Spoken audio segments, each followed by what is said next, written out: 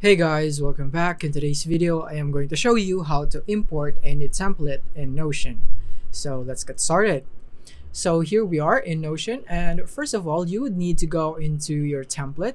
So we are here in notion.so/templates, and then we'll be using some free templates right here for our example. So in my case, I'll just go for this one right here, just so that we can get an example right here.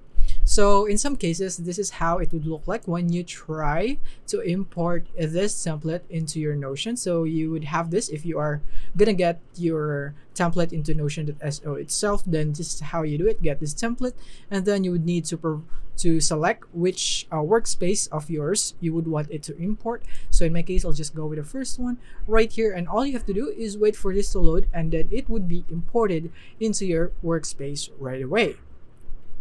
And you can just wait for that to load right here. But while that is loading, the other one is it has already been loaded right here. So this is how it would look like, and that is how you import it. And now moving on to the next one, if you have something like this right here. So for example, you would want to get some templates from other sites aside from Notion.so. The example is this one right here. Let's say I want this one. So I can click on that right here, and then you would have something like this. So you can click on duplicate right here, and then you would choose your workspace. And that is basically how you do it when you have this kind of template.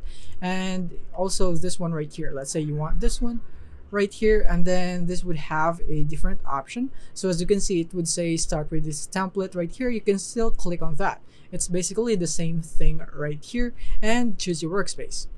And yeah, so just like that, it's so easy right here. And yeah, that is basically it. All you have to do now is wait for this to finish right here, and we should be all good with our new imported templates. And then as you can see, we have it right here in our workspace. So that is basically it. Thank you for watching. If you have found this video helpful, simply leave a like below or subscribe because it helps me reach more people. See you soon.